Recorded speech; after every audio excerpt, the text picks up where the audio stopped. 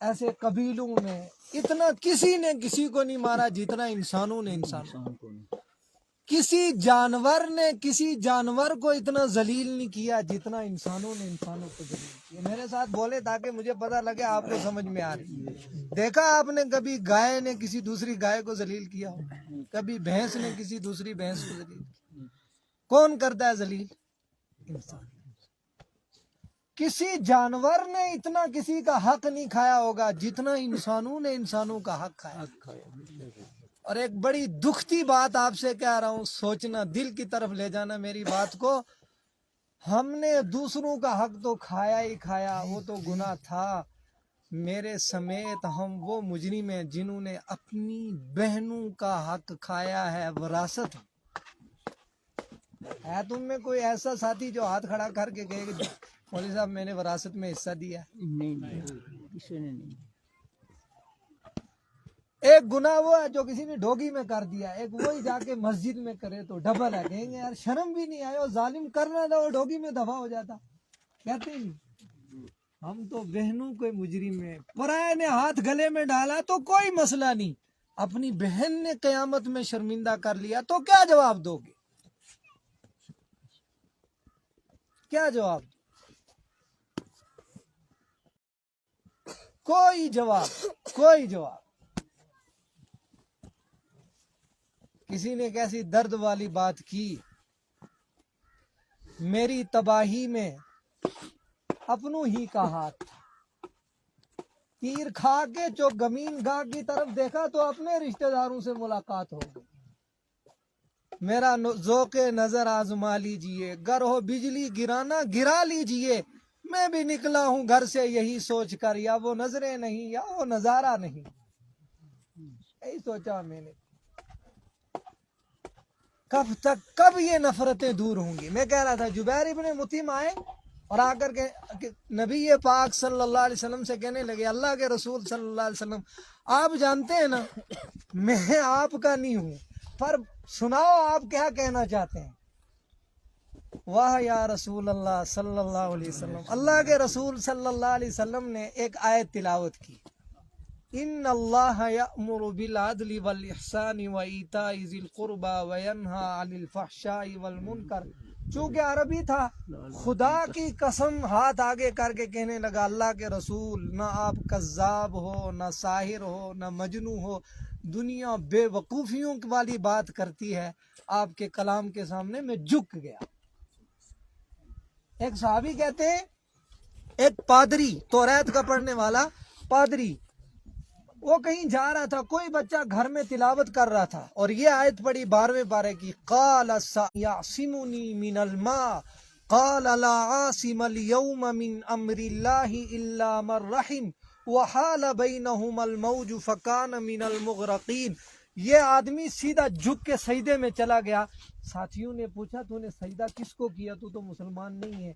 کہنے لگا خدا کی قسم اس کھڑکی سے جو آواز آئی ہے نا، میں نے اس کلام کو سجدہ کیا ہے کہ یہ کلام کسی غیر کا کلام نہیں ہو سکتا، اللہ کا کلام.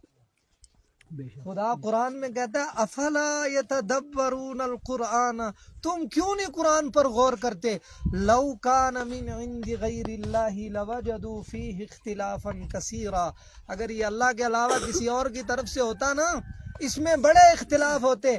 آپ سے پوچھتا ہوں، کنجا کے بزرگوں سے، کنجا کے جوانوں سے، کنجا کی بہنوں سے، کنجا کے بچوں سے، 100 دفعہ دن میں موبائل کھولتے ہیں، ایک دفعہ قرآن بھی کھولا؟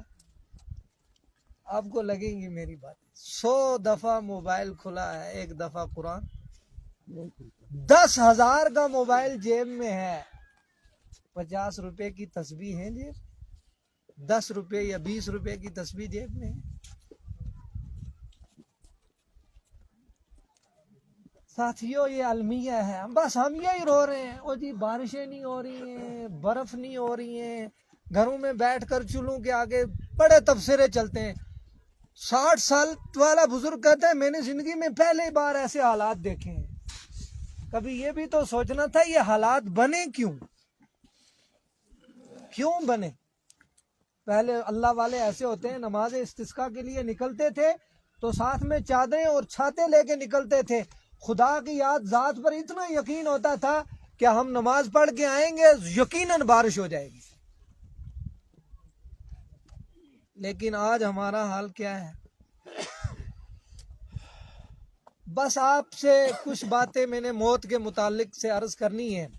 یہ کبھی نہیں سوچنا کہ جانے والا چلا گیا اور ہم نے رہ جانا ہے. جانا ہے نا انشاءاللہ. سب کو پتا اپنے وقت پر. حضرت ابو درداء رضی اللہ تعالیٰ عنہ نے کسی صحابی سے پوچھا یہ کس کی میت ہے؟ کہنے لگے تیری میت ہے. حضرت ابو درداء نے کہا, غصہ آ گیا صحابی کو, مجھے یہ کیوں کہا؟ موت کی بات ہم زیادہ برداشت بھی نہیں کرتے. حضرت ابو درداء نے فرمایا اگر تجھے یہ بات بری لگی نا تو میں کہتا ہوں میری موت, آج وہ گیا کل میری باری ہے. کسی نے یہاں رہنا نہیں ہے. ایک دن اس دنیا کو چھوڑنا ہی ہے اور ضرور چھوڑنا ہے. کاش ہمیں سمجھ میں آ جائے.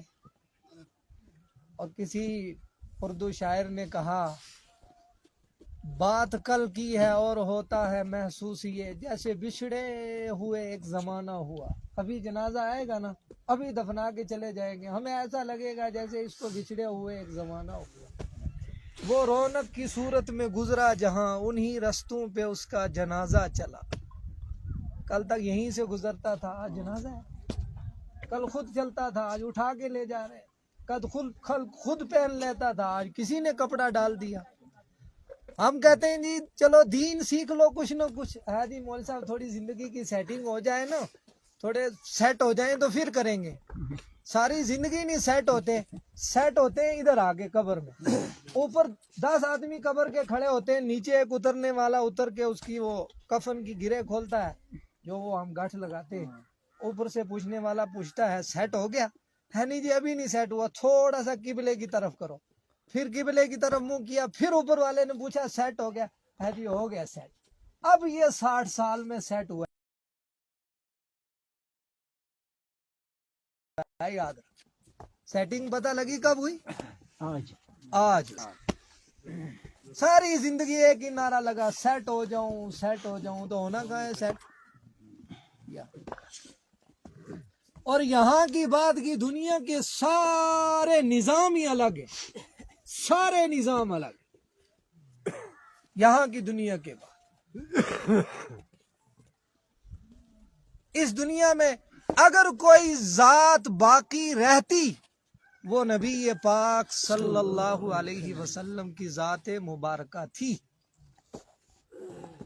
آپ صلی اللہ علیہ وسلم جیسی شخصیت کائنات میں نہ کسی ماں نے جنی ہے, نہ صبح قیامت تک کوئی ماں جنے گی. یہ ہمارا عقیدہ ہے, یہ ہمارا ہزاروں نہیں کروڑوں نہیں جتنے دنیا میں درخت ہیں ان کے پتوں سے زیادہ اللہ ہمارے نبی کو ہماری طرف سے جزائے خیر نصیب, ہمارے نبی کو ہماری طرف سے صلاۃ اور سلام نصیب کرے. کسی فارسی والے نے کہا 1000 بار بشویم دہن ز مشک و گلاب, میں اپنی زبان کو 1000 بار غسل دوں, وہ بھی کس سے؟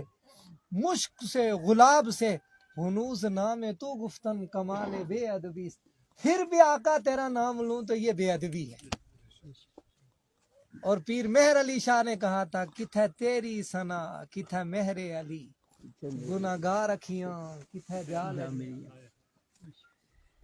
کتھے تیری ثنا کتھے مہر علی. او کہاں آسمان ہے کہاں زمین ہے, کتھے مہر علی کتھے مہر علی, کتھے تیری ثنا گناہگار اکھیاں کتھے جال.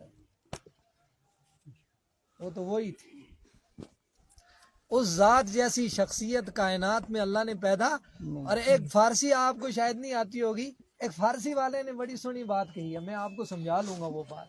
فارسی والا کہتا ہے آقا تو بدر منیری ہما اخترن. بدر کہتے ہیں چاند کو, وہ بھی 14ویں کا چاند. وہ کہتا ہے آقا